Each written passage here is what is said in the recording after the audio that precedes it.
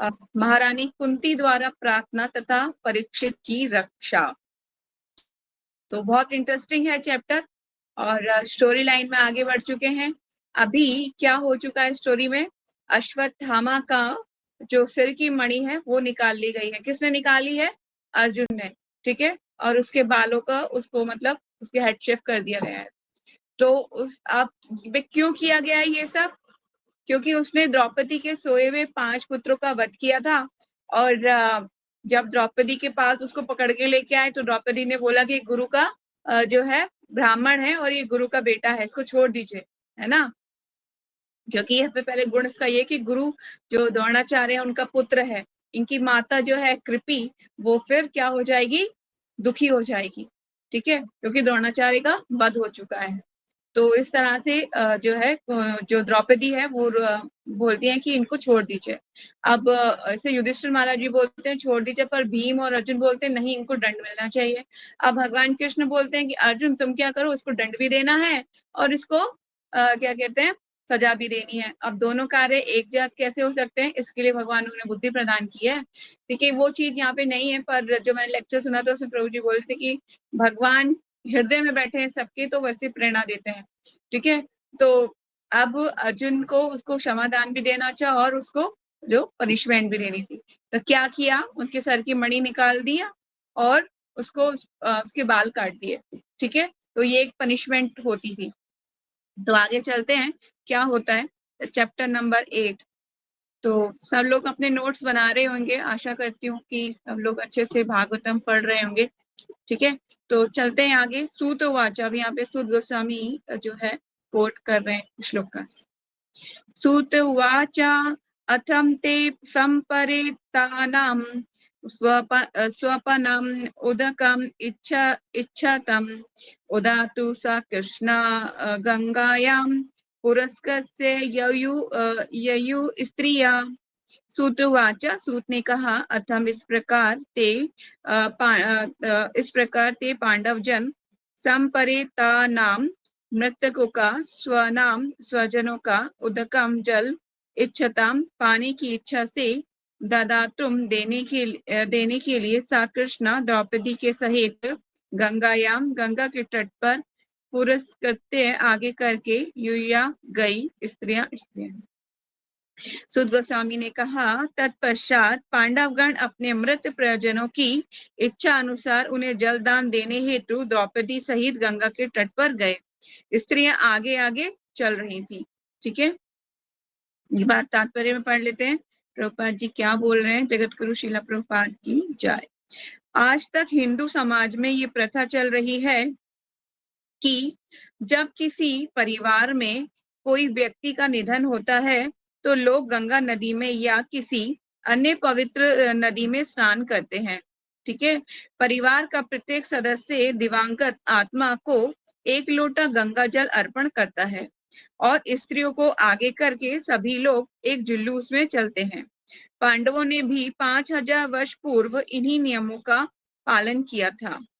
पांडवों के ममेरे भाई होने के कारण भी भगवान कृष्ण पारिवारिक सदस्यों में से एक थे, ठीक है, वो भी वहां पर मौजूद थे। नेक्स्ट श्लोका कौन रीड करेगा? हरे कृष्णा, जयश्री आप करोगे? चलिए पढ़िए।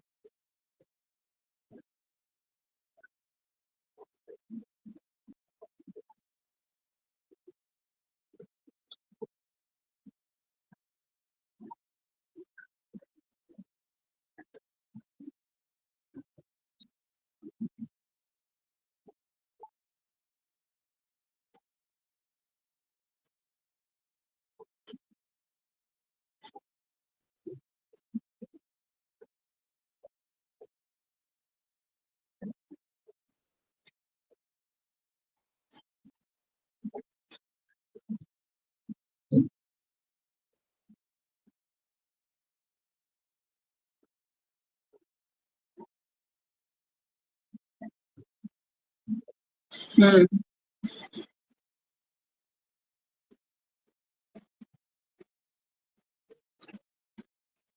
चलिए, तो गंगा नदी कहाँ से निकली है? भगवान के पैर के अंगूठे से निकली है। भागवतम में आगे इसका वर्णन भी मिलेगा आपको। ठीक है, चलिए नेक्स्ट श्लोकास करते हैं।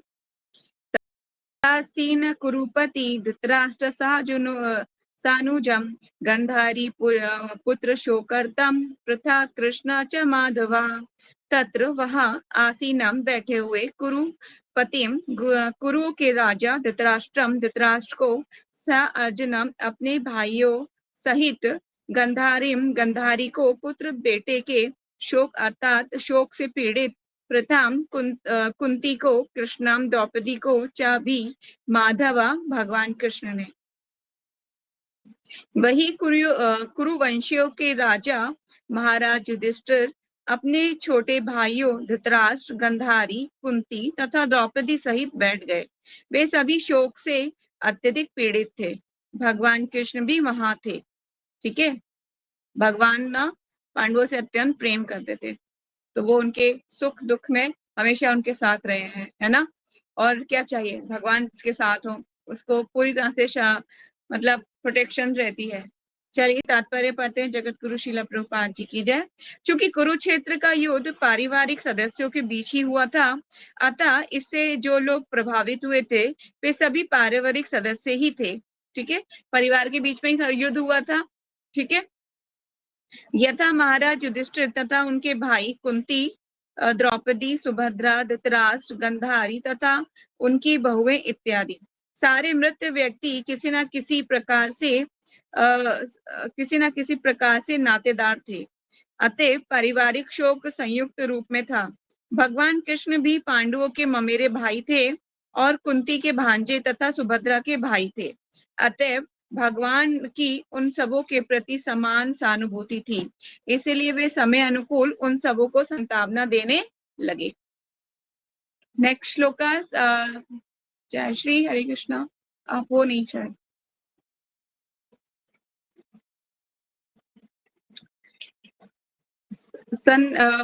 संतावनाम या आसम मुनिभिः हत बंधुनाम शुचिपातान भातेषु कालेषु गतिं दर्शया प्रतिक्रियां संतावनाम आस दंडास बंधाया। मुनि भी वहां पर उपस्थित मुनियों समेत हत बंधुन जिनके मित्र तथा संबंधी मारे गए थे शुचा पितान सबों को धक्का पहुंचा हुआ भूतेषु जीवों पर काल से सर्वशक्तिमान के परम नियम की गतिम प्रतिक्रिया दर्शयान दिखाया ना नहीं प्रतिक्रिया उपचार। सर्वशक्तिमान के कठोर नियमों तथा जीवों पर उनकी प्रतिक्रियाओं का दृष्टांत देते हुए भगवान श्री कृष्ण तथा सारे मुनियों ने समस्त स्तंभ तथा शोकार्त जनों को ढंढास बंधाया। ठीक है, तात्पर्य पढ़ लेते हैं। जगत गुरु श्रील प्रभुपाद जी की जय। परमेश्वर के आदेशों के अधीन प्रकृति के कठोर नियम किसी जीव के द्वारा बदले नहीं जा सकते। सारे जीव निरंतर सर्वशक्तिमान भगवान के अधीन रहते हैं।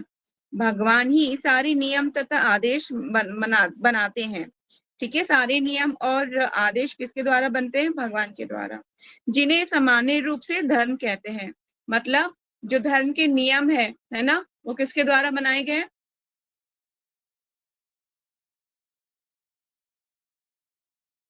पुष्पम पत्रम पुष्पम फलम तोयम।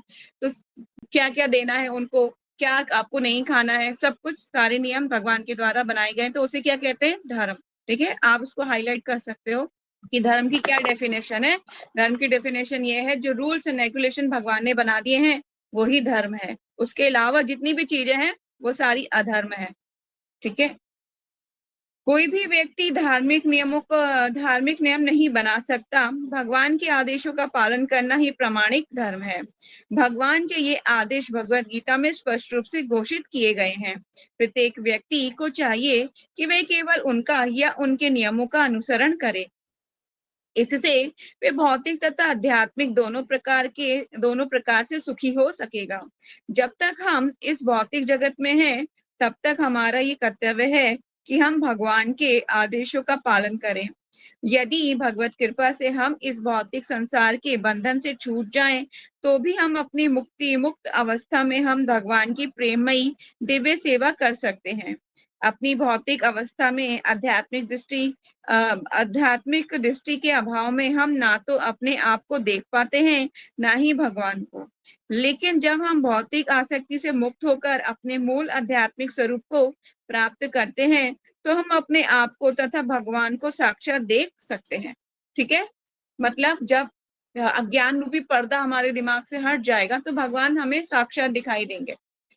ठीक है, और ये भौतिक आईज जो देख सकती हैं वो विग्रह रूप को, जैसे कि मिट्टी है और मार्बल है, लकड़ी, कास्ट, ये सब आंखें जिस चीज को देख सकती है ना, उसी रूप में भगवान विग्रह रूप में उपस्थित होते हैं।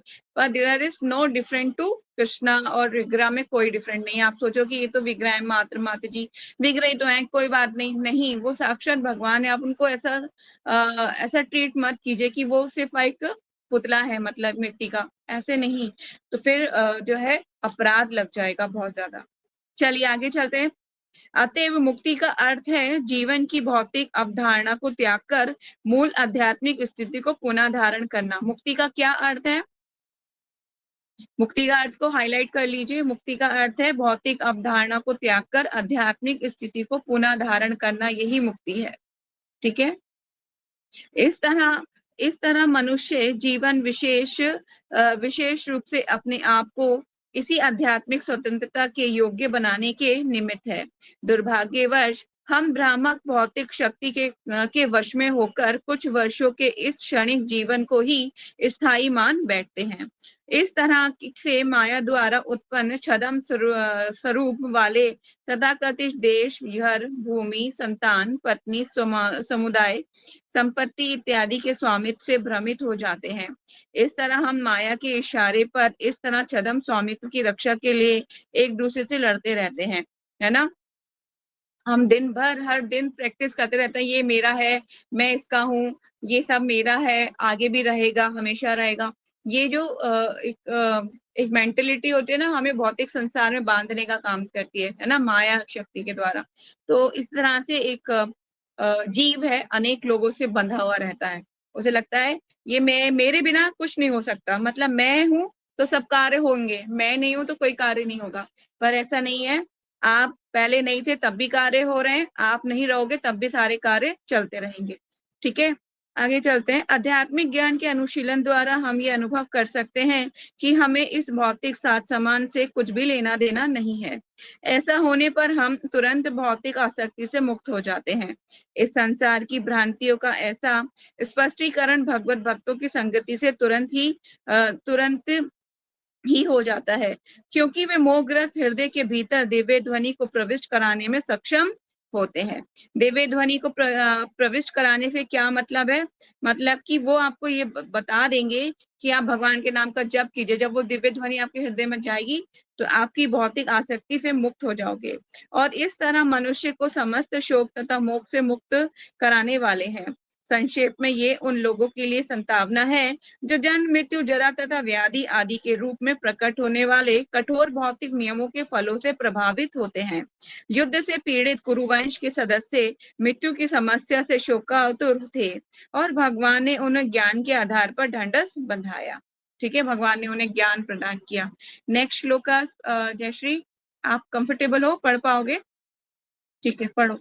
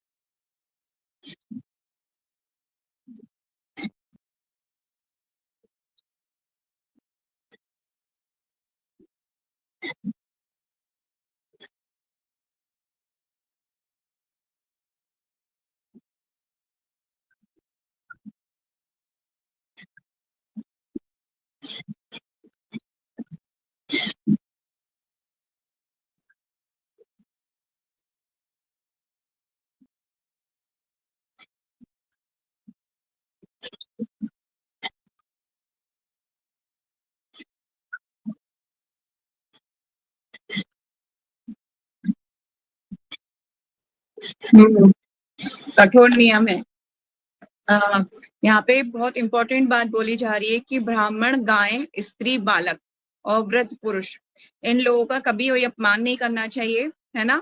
आपको किसी तरह से इनको मतलब हम मतलब कुछ भी ऐसे शब्दों के द्वारा और किसी भी तरीके से इनका अपमान करना, है ना, डिसरेस्पेक्ट करना, ये नहीं होना चाहिए। तो कुछ चीजें यहाँ पर बोली गई थी कि ब्राह्मण, जो ब्राह्मण होते हैं, एक तो वर्णाश्रम धर्म, वैज्ञानिक संस्कृति और वर्णाश्रम धर्म का पालन करते हैं, है ना। तो ब्राह्मण का समुचित आदर करने के लिए बताया गया है शास्त्रों में, है ना, भगवान ने भी बोला है। फिर गायों की रक्षा, भगवान को गाय बहुत पसंद है, और जो भी गायों को मारता है और मतलब उनको पीड़ा करता है, या फिर उनके लिए मतलब कि जैसे कि होता है ना, कसाई घर खुले हुए हैं, तो जो भी ये कार्य करता है वो तुरंत ही वो नरक में जाएगा ही जाएगा, उसकी भी आयु घट जाएगी। ठीक है, स्त्रियों का, यस, तो स्त्री जो धर्म परायण स्त्री है, उसको अगर कोई अपमान करता है, उसका किसी भी तरीके से उसको हार्म पहुंचाता है, जैसे यहाँ पे द्रौपदी का एग्जाम्पल दिया जा रहा है, प्रभुपाद जी बता रहे हैं, क्योंकि वो क्या थी, एक धर्म परायण स्त्री थी, तो उनको उनके केश भरी सभा में खींचे गए थे, है ना। तो वो सब करने के कारण जो दुर्योधन एंड पार्टी, मतलब उसके भाई बंधु, पूरे भाइयों सहित मृत्यु को प्राप्त हुए। ठीक है, तो ये कुछ चीजें हैं जिनका जो है पालन करना अत्यंत आवश्यक है। तो हमें भी इस चीज का ध्यान रखना चाहिए कि हमें करना क्या है। ब्राह्मण जो है, ब्राह्मण को नहीं किसी भी तरीके से आप मतलब एक तो पहले ये देख लेना चाहिए कि ब्राह्मण, देखिए, अपमान मतलब बिना बात के किसी का भी नहीं करना चाहिए। सही बात तो यह है कि ऐसा नहीं कि आपके पास कोई एक लाइसेंस है कि आप जिसको पकड़ो उसको उल्टा सीधा बोल सकते हो, नहीं।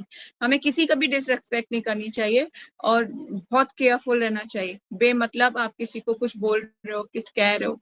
बोला जाता है, दो तरीके से आप किसी का वध कर सकते हो, एक तो वाणी के द्वारा और एक हथियार से। ठीक है, तो अपनी वाणी का कैसे यूज करना है उसका ध्यान आपको रखना चाहिए उस पर। चलिए नेक्स्ट श्लोकास करते हैं। श्लोकास नंबर 6। यजित्वा अश्वमेध तम त्रिभिः उत्तमं कल्पके तत यश पावनं दिक्षु शतमन्यो एव अतनोत।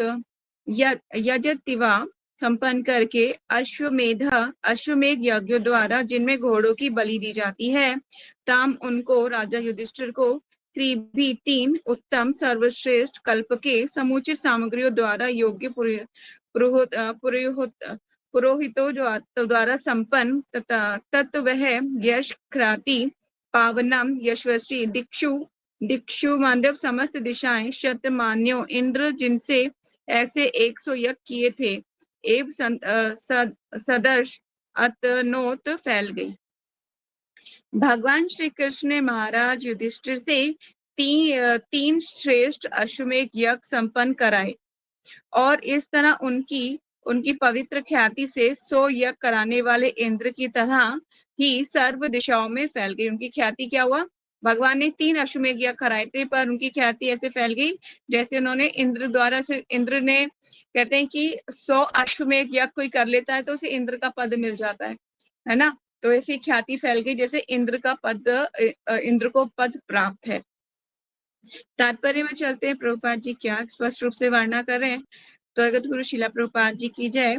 ये महाराज युधिष्ठिर द्वारा अश्वमेध यज्ञ संपन्न किए जाने की भूमिका जैसी है।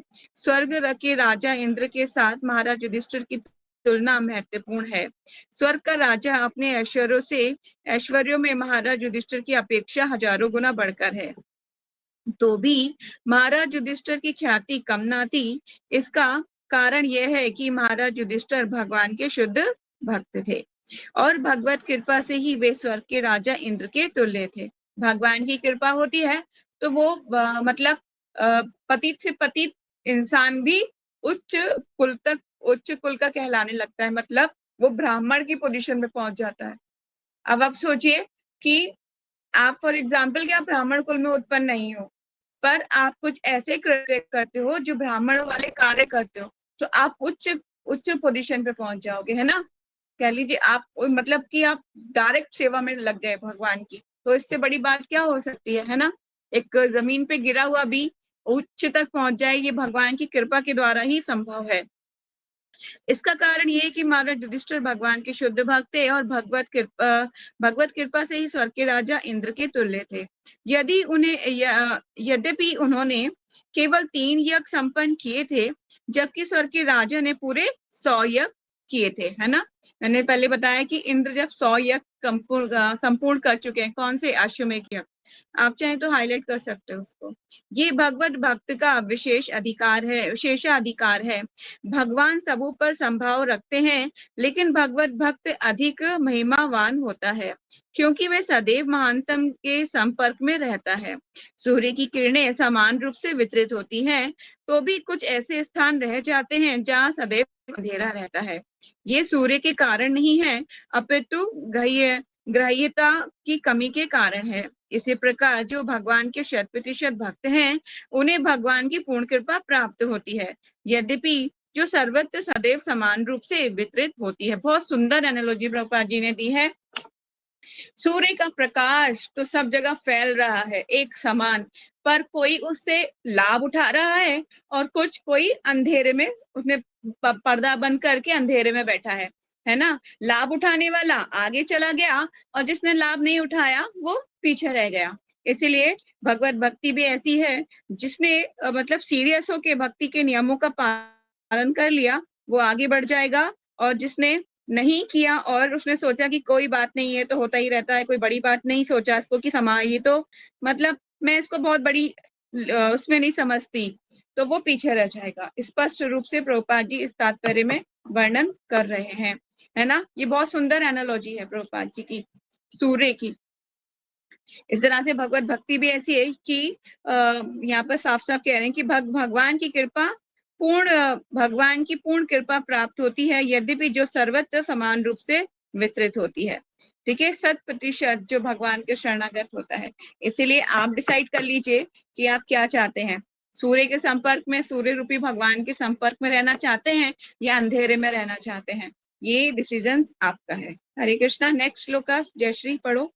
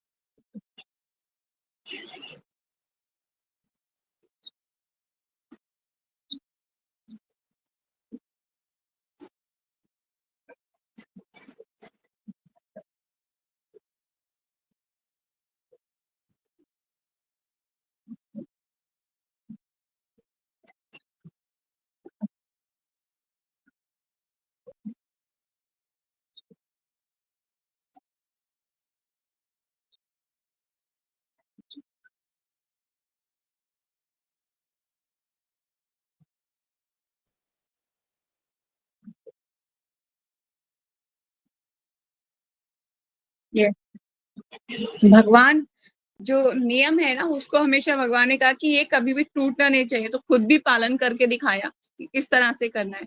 तो वह भी भगवान जो है कहाँ प्रस्थान कर रहे हैं, द्वारका की तरफ प्रस्थान करने वाले हैं, क्योंकि युद्ध खत्म हो चुका है, सारी प्रॉब्लम सॉल्व हो चुकी है अभी यहाँ तक स्टोरी लाइन में। मैं आगे नहीं बताऊंगी आपको कि क्या हुआ था, नहीं तो फिर आपकी मतलब क्यूरियोसिटी खत्म हो जाएगी, है ना। पहले स्टोरी लाइन अगर मैंने पूरी अभी बता दी तो फिर आपको मजा नहीं आने वाला स्टोरी में, फिर आपको फिर लगेगा कि हाँ रीडिंग ही हो रही है मात्र। अभी स्टोरी में यहाँ तक भगवान घर जाने की तैयारी कर रहे हैं, द्वारका। ठीक है, तो यहाँ बोल रहे हैं जो सूत गोस्वामी की फिर भगवान श्री कृष्ण ने सात्विकी, मतलब उनका जो कौन सा भगवान का चैरिट ड्राइवर है ना, तो सात्विकी तथा उद्धव के साथ प्रस्थान की तैयारी की, द्वारका जाना चाहते हैं भगवान। उन्होंने शिला व्यासदेव आदि ब्राह्मणों से पूजित होने के बाद, मतलब उन्होंने ब्राह्मणों ने भगवान की पूजा कर ली है, ठीक है। उसके बाद पांडवों को आमंत्रित किया, भगवान ने सभी का समुचित अभिवादन किया। भगवान ने सबको जो अभिवादन करना है, ब्राह्मणों से भगवान अभिवादन करते थे सबका, वो सब, और भगवान का सम्मान भी सबने किया, क्योंकि भगवान जब थे तो कुछ लोग ऐसे थे जो भगवान को मतलब साक्षात मानते थे कि हाँ भगवान है, और पांडव एंड पार्टी जो कौरव जो थे, सॉरी जो कौरव थे, वो भगवान को सिर्फ एक ग्वाला ही समझते थे कि वो एक सिर्फ गांव चराने वाले ही हैं, इसलिए कई बार दुर्योधन ने अपमान भी किया है भगवान का। ठीक है, नेक्स्ट श्लोक चलते हैं आगे। गतम कृतमति ब्राह्मणं द्वारकां रथा अस्थितः उपलभे स्थिता उपलभे अभिधावन्तीम् उत्तराम भया विहालाम। अब स्टोरी लाइन कृतिमति संकल्प करके, मतलब संकल्प कर लिया है कि मुझे अब जा रहा हूं मैं। ठीक है, ब्राह्मण हे ब्राह्मण द्वारका की ओर यथम रथ पर अस्थिता आरूढ़ उपलभे देखा अभिधावंतिम तेजी से आती हुई उत्तरा को भय विहालम भयभीत। चलते हैं आगे। जो ही वे द्वारका के लिए प्रस्थान के लिए रथ पर सवार हुए, तो ही उन्होंने भयभीत उत्तरा को तेजी से उनकी ओर आते हुए देखा। उत्तरा कौन है? यस, अभिमन्यु की पुत्र। अभिमन्यु कौन था? हाँ, अर्जुन, अभिमन्यु अर्जुन का पुत्र है, और सुभद्रा उनकी माता है ना, सुभद्रा मैया उनकी माता है। ठीक है, आगे चलते हैं। पांडव कुल के सारे सदस्य अपनी रक्षा के लिए भगवान पर आश्रित थे। देखिए ये जो लाइन है ना, जो प्रभुपाद जी जो कोटेशन तात्पर्य में देते हैं ना, उस पर भी बहुत ध्यान देना चाहिए। भगवान पर आश्रित मतलब शरणागति का क्या मतलब होता है। जब हम पूरी तरह शरणागत होंगे ना, तो भगवान आपका ईच एंड एवरी मोमेंट खुद डिसाइड करेंगे कि आपको क्या करना है। आपको वैसे ही फिर सब चीजें उसी के अनुसार चलती रहेंगी। ठीक है, तो लेकिन शरणागति वर्ड पर बहुत फोकस करना चाहिए। पांडव कुल के सारे सदस्य अपनी रक्षा के लिए भगवान पर आश्रित थे, अतः भगवान समस्त परिस्थितियों में उनकी रक्षा करते थे। देखिए मैंने बोला है ना, भगवान जब आश्रित होगे तभी भगवान आपकी रक्षा करेंगे। वैसे तो भगवान सबों की रक्षा करते हैं, किंतु जो लोग उन पर पूर्ण रूपेण निर्भर रहते हैं और उनकी विशेष रखवाली, तो वे क्या करते हैं, उनकी विशेष रखवाली करते हैं। पिता अपने नन्हे पुत्र के प्रति विशेष सतर्क रहता है, क्योंकि वे पिता पर पूर्णतः आश्रित होता है। बहुत सुंदर तात्पर्य है प्रभुपाद जी का, कि जब पुत्र है, छोटा सा बच्चा अपने पिता जो होते हैं उस पर पूरी तरह से अपना अपना सब कुछ उसकी ध्यान रखते हैं, ईच एंड एवरी मोमेंट, कहाँ जा रहा है, क्या नहीं कर रहा, सब कुछ। इसी तरह से भगवान पर हम जब पूरी तरह से आश्रित रहेंगे, तो भगवान भी हमारी रक्षा करेंगे। वैसे तो वो सबकी रक्षा करते हैं, पर लेकिन उनके पर ज्यादा रक्षा करते हैं जो भगवान के बनाए नियमों का अच्छे से पालन करते हैं।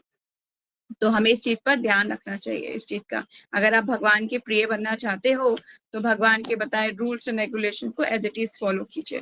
नेक्स्ट श्लोका उत्तरावुवाच। श्री पाही पाही महान, बहुत सुंदर श्लोक है ये।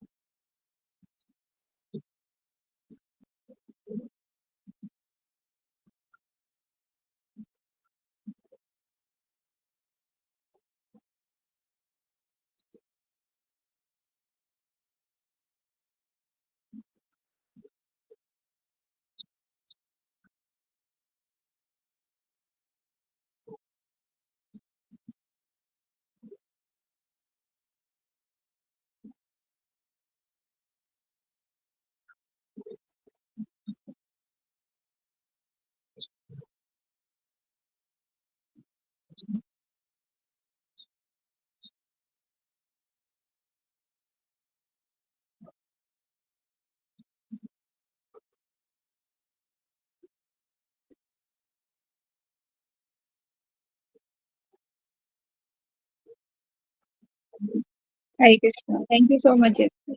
तो बहुत सुंदर श्लोक है। अभी जो है उत्तरा आ गई है और उत्तरा ने बोला है कि देव देवा, है ना, देवाधिदेव, हे ब्रह्मांड के स्वामी, आप सबसे महान योगी हैं, कृपया मेरी रक्षा करें, क्योंकि मैं इस द्वैतपूर्ण जगत में मुझे मृत्यु के पार से बचाने वाला आपके अतिरिक्त अन्य कोई नहीं है। ठीक है, तो अब वो नीचे तात्पर्य में प्रभुपाद जी द्वैत जगत और परमात्मा की महा जो जगत है, मतलब परम जगत के रूप को मतलब अलग अलग तरीके से बता रहे हैं। तो जो द्वैतपूर्ण जो होता है, क्या होता है इसका मतलब? इसका मतलब होता है द्वैत जगत का कि आत्मा से निर्मित, यहाँ पे भौतिक शरीर धारण किए हुए हैं सब आत्माओं ने, है ना, तो वो उसके अनुसार कार्य करती हैं। यहाँ पे जन्म मृत्यु का चक्कर चलता रहता है। ठीक है, लेकिन जो परम जगत है वहां पर क्या होता है?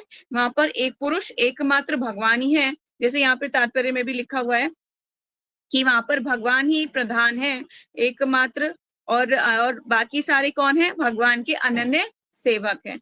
तो आपको समझ में आ गया होगा कि ये द्वैतपूर्ण जगत क्या है और परम जगत क्या है, जहाँ पर भगवान ही एकमात्र पुरुष है। ठीक है, तो अभी उत्तरा बोल रही है कि भगवान मेरी मदद कीजिए, वो अब आई है भगवान से मदद मांगने के लिए।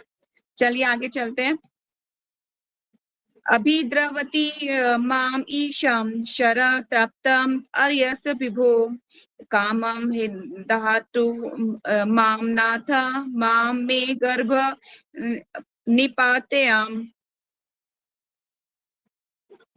अभी द्रवती और आता हुआ माम मेरी ईशा ही प्रभु शरा वाण तप्त अग्नितुल्य अयासह लोहा विभु हे महान कामम इच्छा दहातु जला दे माम मुझको नाथ हे रक्षक माम मत में मेरा गर्भ गर्भ निपात्यताम गर्भपात हो। हे प्रभु, आप सर्वशक्तिमान हैं।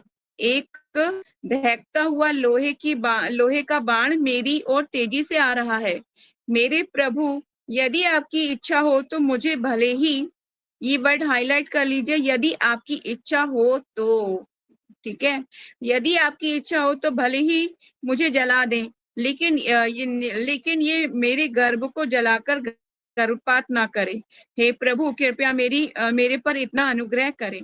ठीक है, उत्तरा भगवान के पास प्रार्थना करती हुई आ रही हैं कि भगवान क्या कीजिए, हे सर्वशक्तिमान भगवान, मुझे बचा लीजिए। किससे? अगर आपकी इच्छा हो तो। वो प्रेशर नहीं डे रही है, कृष्णा मेरी मदद करो, आपको मेरी मदद करनी पड़ेगी। वो भगवान पे हुक्म नहीं चला रही है, वो भगवान से विनती प्रार्थना कर रही है, अगर आपकी इच्छा हो तो। ठीक है, भगवान नौकर नहीं है किसी के, जब बोलेंगे आप ऑर्डर करो और भगवान खड़े हैं आपके पास, आपके द्वारपाल बन के, ऐसा नहीं है। भगवान से विनीत भाव से, है ना, शरणागत भाव से प्रार्थना करनी चाहिए, क्योंकि वो सुप्रीम पर्सनैलिटी है। ठीक है, वो कोई वो नहीं है कि आपने ऑर्डर करा, भगवान आज सूर्य को मत निकालना, नहीं मुझे आज नहीं उठना, अभी तो बहुत मुझे सोना है, नींद आ रही है, नहीं। ठीक है, आप ऑर्डर नहीं कर सकते। इसलिए उत्तरा ये लाइन बहुत सुंदर है। वो कह रही है आपकी इच्छा हो तो मुझे बचा लीजिए, मुझे जलने से बचा लीजिए। और ये भी कह रही है कि मेरे गर्भपात ना हो, मतलब मेरे बच्चे की रक्षा कीजिए, क्योंकि वो प्रेग्नेंट थी। ठीक है, तात्पर्य में चलते हैं। ये घटना उत्तरा के पति, ध्यान से सुनिएगा, ये घटना उत्तरा के पति अभिमन्यु की मृत्यु के बाद की है। ठीक है, अभिमन्यु की विधवा पत्नी उत्तरा अपने पति का अनुसरण करती, लेकिन वह गर्भिणी थी और वे परम भक्त महाराज परीक्षित उसके गर्भ में थे। उसके गर्भ में कौन थे? परीक्षित महाराज, जो पूरी स्टोरी लाइन में चल रहे हैं हम आगे, है ना, जो भगवान से जो है सुखदेव गोस्वामी जो कथा बता रहे हैं, किसको? परीक्षित महाराज को। ठीक है, तो ये अब उनका जन्म कैसे हुआ, उनके बारे की उनकी स्टोरी है, तो ध्यान से सुनिएगा। कौन है परीक्षित महाराज? आपको पता होना चाहिए, कभी मैं पूछ लूं, ध्यान से इसको आपको पता होना चाहिए कि परम भगवत भक्त परीक्षित महाराज उनके गर्भ में थे, अतएव उनकी रक्षा करना उनका परम धर्म था। माता के ऊपर बहुत बड़ा उत्तरदायित्व होता है कि वे अपने शिशु की सभी प्रकार से रक्षा करे। अतएव भगवान श्री कृष्ण के समक्ष अपनी बात कहने में उत्तरा लज्जाई नहीं, मतलब उन्हें शर्म नहीं आई। भगवान के समक्ष एक माता अपने पुत्र के लिए कोई भी प्रार्थना कर सकती है ना, तो वो कभी भी शर्म नहीं आई उन्हें इस बोलने के लिए। इसलिए वो कह रहे हैं कि अतः भगवान श्री कृष्ण के समक्ष अपनी बात कहने में उत्तरा लज्जाई नहीं। उत्तरा एक महान राजा की पुत्री, एक महान वीर की पत्नी और एक महान भक्त की शिष्या थी। बाद में वे एक श्रेष्ठ राजा की माँ भी बनी। ये सभी प्रकार से भाग्यशालिनी थी। ठीक है, तो वो मतलब यहाँ पे बता दिया गया है कि एक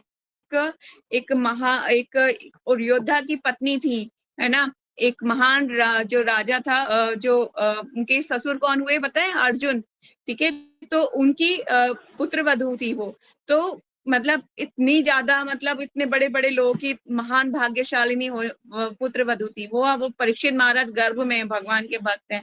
तो सब तरीके से उनको उनका जो आध्यात्मिक वातावरण था, है ना, परम भक्त थी भगवान की। तो वो भगवान से अपनी प्रार्थना व्यक्त कर रही हैं। फिर भी देखिए भक्त को कैसा होना चाहिए, फिर भी वो ऑर्डर नहीं कर रही। भगवान तो हमेशा पांडवों के साथ रहते थे ना, फिर भी वो ऑर्डर करके नहीं बोल रही कृष्णा मेरी मदद करना, आपको करनी पड़ेगी। नहीं, भगवान आपकी इच्छा हो तो आप मेरे लिए ऐसा कीजिए। हमें भी ऐसी प्रार्थना करनी चाहिए। ये जो प्रार्थना है ना, इस पे फोकस हमें यही करना है कि हमारी प्रार्थनाएं कैसी होनी चाहिए। आपको जो ये कॉन्टेक्स्ट पढ़ाया जा रहा है, सिर्फ इसलिए नहीं कि सिर्फ एक बुक रीडिंग है जी, हो गई खत्म, इसके बाद बुक क्लोज, मेरा माइंड भी क्लोज और सब कुछ क्लोज। नहीं, ये सिर्फ आगे आपकी लाइफ की लर्निंग है। आपको सीखना है भगवान से कैसे प्रार्थना करनी चाहिए और आपको लाइफ में इस छोटी छोटी चीजों को अपनी लाइफ में कैसे अप्लाई करना है। ठीक है, तो आपकी प्रार्थनाएं भगवान के समक्ष कैसी होनी चाहिए, उसको आगे यहाँ पर सीखना है आप लोगों को इस चीज से, और नोट भी करते रहना है कि मुझे अपनी प्रार्थना कैसे कहनी है। यहाँ तक कि हमारे सीनियर वैष्णवास ये बोलते हैं, अगर आपको खुद की प्रार्थनाएं करनी नहीं आती तो आप जो है, जिन्होंने प्रार्थनाएं भगवान को की है, उनकी प्रार्थनाओं को आप दोहराइए दोहराइए दोहराइए, करते करते करते आपको आ जाएगा, खुद भी प्रार्थना करना आ जाएगा। ठीक है, नेक्स्ट श्लोक का जय श्री सूत वाचा।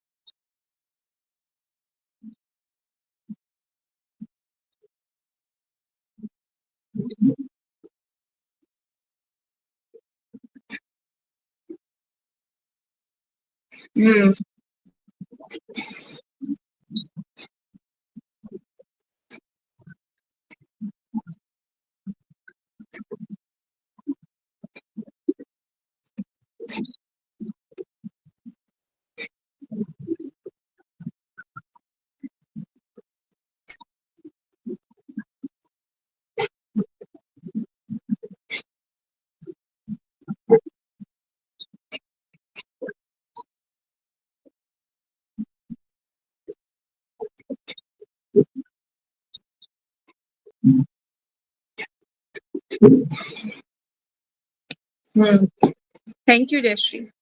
तो यहाँ पर जो बोल रहे हैं अभी क्या है कि अश्वत्थामा ने ब्रह्मास्त्र छोड़ दिया है। किसको? वो मतलब उसने उसको चैन नहीं मिला, फिर भी इतना कुछ करने के बाद भी अभी उन्होंने क्या किया कि मैं इसके वंश का एक एक बीज को समाप्त कर डालूंगा। किसके? पांडवों के। अब उन्होंने उत्तरा की तरफ, उसने कहा कि उत्तरा गर्भवती है तो उसकी तरफ वो ब्रह्मास्त्र छोड़ दिया। अब ब्रह्मास्त्र को छोड़ दिया, वो गर्भवती, उसको मारने के लिए वो पीछे पीछे आ रहा है और वो भगवान के शरणागत हो गई है कि भगवान आप मेरी मदद कीजिए। तो वही भूत गोस्वामी बोल रहे हैं, उसके वचनों को धीरज के साथ सुनकर भगवान अब क्या कर रहे हैं, अपने भक्तों के प्रति सदैव अत्यंत वत्सल रहने वाले भगवान श्री कृष्ण तुरंत समझ गए कि द्रोणाचार्य के पुत्र अश्वत्थामा ने पांडव वंश के अंतिम बीज को समाप्त करने के लिए ही ब्रह्मास्त्र छोड़ा है। ठीक है, जो अंतिम बीज है उसको भी समाप्त करना चाह रहे हैं। तो तात्पर्य प्रभुपाद जी बहुत सुंदर बोल रहे हैं, भगवान सभी तरह से निष्पक्ष है। मतलब भगवान किसी का लिए मतलब ये नहीं कि भगवान बता रहे हैं कि प्रभुपाद जी कि भगवान समभाव रहते हैं हर एक के प्रति, लेकिन उसके प्रति भगवान अत्यंत दयालु रहते हैं जो भगवान के शरणागत होता है। तो ये बता रहे हैं प्रभुपाद जी की वे अपने भक्तों के पक्ष लेते हैं, क्योंकि प्रत्येक व्यक्ति के कल्याण के लिए उसकी नितांत आवश्यकता है। पांडव कुल जो था भक्त कुल था, भगवान चाहते थे कि विश्व के ऊपर वो शासन चलाए, है ना। क्योंकि भगवान क्यों जन्म हुआ था, भगवान भगवत गीता में क्या बोलते हैं, बताइए कौन सा श्लोकास है। यदा यदा ही धर्मस्य ग्लानिर्भवति भारत अश्वत्थानम धर्मस्य तदात्मानं सृजाम्यहम्। जहाँ जहाँ धर्म की हानि होगी, है ना, अधर्म की प्रधानता होगी, तब तब मैं क्या करूंगा, जन्म लूंगा। तो भगवान को क्या क्या धर्म की स्थापना करनी थी, तो पांडव जो है धर्म को फॉलो करते थे और भगवान के भक्त थे। तो भगवान ने उनको ही क्या बनाया कि वो जो है राजा, वही राजा बने। ठीक है, इसीलिए जो है कौरवों का नाश किया, क्योंकि वो अधर्मी थे। तो आगे चलते हैं श्लोका, इसको एक श्लोका कर लें, अभी 2 मिनट है हमारे पास, कर लेते हैं। त्राही ताही एव अर्थम मुनिश्रेष्ठा पांडव पंच सैकान आत्मनाम अभिमुखम दीप्तानाम अलक्ष्य अक्षणी उपादु त्राही तत् एव ही भी अर्थ अतएव मुनिश्रेष्ठ, हे मुनियों में प्रमुख पांडवों के पुत्र पंच पांच सैकान हथियार आत्मनः स्वयं अभिमुखान की ओर दीप्ततान लपलपाते अलक्ष्य देखकर अक्षाणी हथियार उपाद दतु ग्रहण किया। हे महान विचारकों, मुनियों में अग्रणी शैनक जी, इस दहकते हुए ब्रह्मास्त्र को अपनी ओर आते देखकर पांचों पांडवों ने अपने अपने पांच हथियार संभाले। ठीक है, सबने हथियार संभाल लिए कि ब्रह्मास्त्र आ रहा है, लेकिन होगा क्या, सबके अस्त्र कट जाएंगे और उत्तरा की तरफ ब्रह्मास्त्र आ जाएगा। भगवान क्या करेंगे, अब देख रहे हैं आगे। ठीक है, तात्पर्य में चलते हैं। ब्रह्मास्त्र परमाणु हथियारों से भी सूक्ष्म होता है। अश्वत्थामा ने महाराज युधिष्ठिर आदि 5 पांडवों को तथा उत्तरा के गर्भ में स्थित उनके एकमात्र पौत्र को मारने के लिए अपना ब्रह्मास्त्र छोड़ा। अतः ब्रह्मास्त्र जो परमाणु हथियार की अपेक्षा अधिक प्रभावशाली तथा सूक्ष्मतर होता है, परमाणु बमों की भांति अंधा नहीं था। जब परमाणु बम छोड़े जाते हैं तो वे लक्ष्य तथा अन्य वस्तुओं में अंतर नहीं कर पाते। ये बम मुख्य रूप से निर्दोषों को हानि पहुंचाते हैं, क्योंकि इन पर कोई नियंत्रण नहीं होता। लेकिन ब्रह्मास्त्र ऐसा नहीं होता, ये लक्ष्य को पहचानता है और निर्दोष को क्षति पहुंचाए बिना आगे बढ़ता है। ठीक है, जिसको लक्ष्य साध के ब्रह्मास्त्र छोड़ा जाता है वो उसी की तरफ आगे जाता है। ठीक है, ऐसा नहीं कि वो और लोगों का भी वध कर रहा है। ब्रह्मास्त्र जिसकी ओर छोड़ा गया है उसी की ही तरफ ब्रह्मास्त्र उसी को ही हानि पहुंचा के वापस आएगा। ठीक है, तो यहाँ पर जो है अब ब्रह्मास्त्र छोड़ दिया गया है। अब भगवान क्या करेंगे, नेक्स्ट श्लोक में आगे पढ़ेंगे। पर उत्तरा के गर्भ में भगवान अंगूठे की भांति एक प्रवेश करेंगे और उत्तरा के गर्भ को बचाएंगे। एक पिक्चर भी है श्रीमद् भागवतम में, आपको मैं दिखा सकती हूँ। पेज नंबर तो नहीं है यहाँ पर, तो पढ़ लेते हैं एक बार इसको। ये जानकर कि पांडवों के एकमात्र वंशज महाराज परीक्षित जो अपनी माता उत्तरा के गर्भ में थे, उनकी हत्या करने के उद्देश्य से अश्वत्थामा ने ब्रह्मास्त्र छोड़ा। भगवान कृष्ण ने परमात्मा रूप में उत्तरा के गर्भ में अपनी शक्ति द्वारा ढक लिया और परीक्षित महाराज की सुरक्षा की। ठीक है, तो यहाँ पर एक पिक्चर है, मैं आपको दिखा देती हूँ। तो अब भगवान जो है गर्भ में प्रवेश कर जाते हैं उत्तरा के, और जो बालक है उसकी रक्षा करते हैं। देखिए मैं स्क्रीन पे दिखा रही हूँ, आप लोगों को दिख रही है सबको पिक्चर। तो भगवान अत्यंत दयालु हैं, और देखिए इसमें जो बच्चा दिख रहा है वो परीक्षित महाराज हैं, है ना, अपनी माता के गर्भ में। और भगवान वहां पे उनकी रक्षा कर रहे हैं, किससे, ब्रह्मास्त्र से रक्षा कर रहे हैं। ठीक है, श्रीमद् भागवत में ही है ये पिक्चर, आपकी बुक में ही है, आप देख सकते हो अपनी बुक में। तो भगवान अत्यंत दयालु है। अब हम कल जाएंगे और कल देखेंगे कि क्या क्या होता है, भगवान कैसे प्रवेश करते हैं। तो ये आएगा 11 नंबर श्लोकास में आएगा। ठीक है, 11, हाँ 11 तो हो गया, 12 में आगे जाके आएगा, 12-13 में, 15 में श्लोक है, 11 से 15 में तक। ठीक है, तो कोई डाउट, कोई क्वेश्चन आप लोगों का आज की क्लास से रिलेटेड? हाँ जी।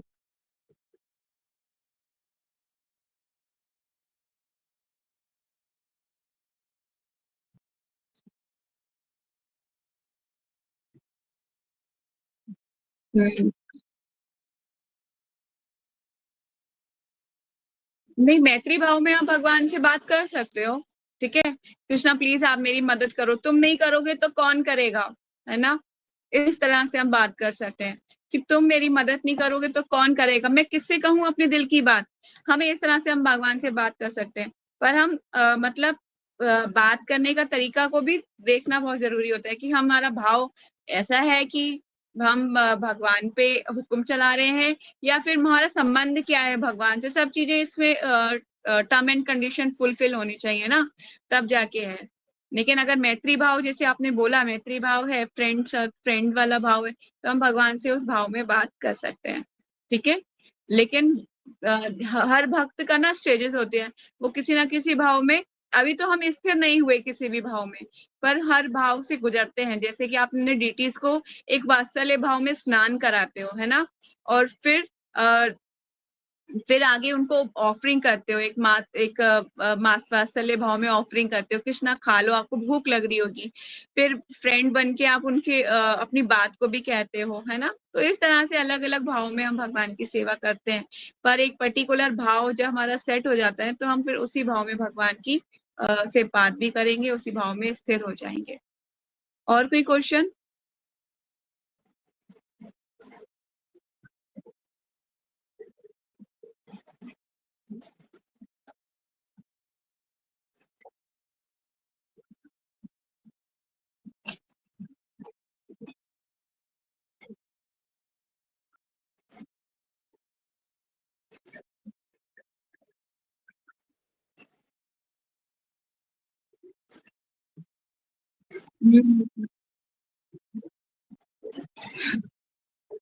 नहीं, मोस्ट ऑफ द टाइम तो ऐसी चीजें लानी भी नहीं चाहिए। अगर ले आते हो आप तो संभाल के रखो, कि आप ऐसी जगह पे रखो कि वो कभी भी कंटेमिनेटेड जगह पे ना छुई जाए उसको। ठीक है, लेकिन लेना नहीं चाहिए ऐसी कोई चीजें जिसमें भगवान की पिक्चर्स वगैरह बनी हुई हो, है ना। हमें शुरू शुरू में तो बहुत अच्छा लगता है। देखिए न्यू फाइट भक्तास क्या करते हैं, वो बड़ा ही यहाँ पे भी लगाएंगे स्टिकर्स, गले में भी, कान में भी राधे राधे पहनेंगे, तो इस टाइप से चीजें। फिर बाद में क्या होगा इनका, बाद में क्या होगा, फिर गिर जाएंगी इधर उधर, किसी के पैरों में आएंगी, उससे अपराध लगेगा आपको, और भक्ति और भी नष्ट हो जाएगी। वैसे ही हम गिरे गुजरे हैं भक्ति में, और भी खराब हो जाएगी, तो कोई फायदा नहीं होगा उस चीज से। इसीलिए जो है अपराधों से, देखिए मैंने आपको एक चीज पहले बता चुकी हूँ कि एक घड़ा है, अगर उसमें आप 1000 छेद कर दोगे और रोज पानी डालो, तो कभी पानी बचेगा उसमें, टिकेगा नहीं। पहले उन छेदों को बंद करो, मतलब कि अपराध करना बंद करो, तभी आपकी भक्ति टिक पाएगी। अदरवाइज रोज पानी डाल रहे हो, रोज हरि नाम जप कर रहे हो, पर कोई फायदा नहीं हो रहा, क्योंकि क्या, अपराधी इतने सारे हो रहे हैं कि भाई टिक ही नहीं पा रहे हो ना। तो इसीलिए अपराधों को कम कीजिए, सबसे इम्पोर्टेंट है अपराधों को कम कीजिए, अपनी साधना को स्ट्रॉन्ग कीजिए, तब आपका भक्ति में जीवन सही से टिकेगा। अदरवाइज सब निकल जाएगा, है ना। और कोई क्वेश्चन?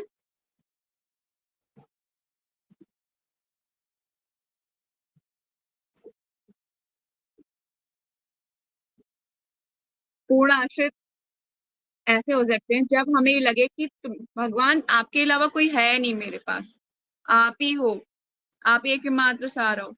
सोते जागते उठते बैठते सब जगह आपको बात करनी है, भगवान से बात कीजिए। मतलब आपको ये लगे कि अगर सब नहीं भी रहे तब भी आप तो हो मेरे साथ, आप हमेशा मेरे साथ रहोगे कृष्णा। ठीक है, पूर्ण शरणागति। लेकिन ये धीरे धीरे आती है, ये कोई मेडिसिन नहीं कि अभी मैं खा लूं और शरणागत बन गई, है ना। मैंने मेडिसिन दे दी, आपने खा ली और आप शरणागत हो गए, नहीं, वो धीरे धीरे जैसे प्योरिफिकेशन होगा, ऐसी शरणागति की स्टेज आएगी। ठीक है, सुनते सुनते सुनते सुनते। तो इम्पोर्टेंट है कि आप श्रवण श्रवण आदि क्रियाओं भक्ति में प्रैक्टिस के द्वारा ही हम शरणागति के भाव तक पहुंच सकते हैं। आसान काम नहीं है, पहुंचना, लेकिन प्रैक्टिस की जा सकती है। ठीक है, प्रैक्टिस करना ही है भक्ति में, जीवन में प्रैक्टिस करते रहिए। जो काम हम रोज करते हैं ईमानदारी से, और फिर वो क्या होता है, करते करते करते करते हम उनमें एक्सपर्टाइज आने लगती है, शरणागत का भाव भी आएगा। हमेशा जीवन में जरूरी नहीं कि सब लोग आपको प्रेम पूर्वक ही बर्ताव करेंगे आपसे, है ना, लेकिन भगवान तो हमेशा आपके साथ रहेंगे, हर सुख में, दुख में, हर परिस्थिति में। सब लोग चले जाएंगे पर भगवान हमेशा रहेंगे, इतना ध्यान रखिए। और ये भी ध्यान रखिए कि जरूरी नहीं कि हमेशा सुख की परिस्थिति होगी, कभी दुख भी आएगा, है ना, तो भगवान तुम हमेशा मेरे साथ रहना। ठीक है, और कोई क्वेश्चन, डाउट? और किसी का? प्रीति माता जी, नताशा, ईशा, नो डाउट? ठीक है, तो यही वाइंड अप करते हैं। कल हम चलेंगे आगे, जहाँ पर उत्तरा के गर्भ में भगवान प्रवेश कर जाएंगे, है ना, और फिर वहां की प्रार्थनाएं बहुत सुंदर है इसमें। तो यही वाइंड अप करते हैं। ग्रंथराज श्रीमद् भागवतम की जय, जगत गुरु श्रील प्रभुपाद की जय। वांछा कल्पा तरुभ्य अक्षय कृपा सिंधुवाई बचा, पतिदानां पावनेभ्यो वैष्णवेभ्यो नमो नमः। अनंत कोटि वैष्णव भक्त विंद की जय। नामाचार्य हरदास ठाकुर की जय। जगत गुरु श्रील प्रभुपाद श्रील गुरुदेव की जय। निताई गौर सीतानाथ प्रेमानंदे। हरि हरि बोल, Hari Krishna. Thank you so much for joining, Isha, Jayashree, Natasha, Priti Mataji. Hare Krishna.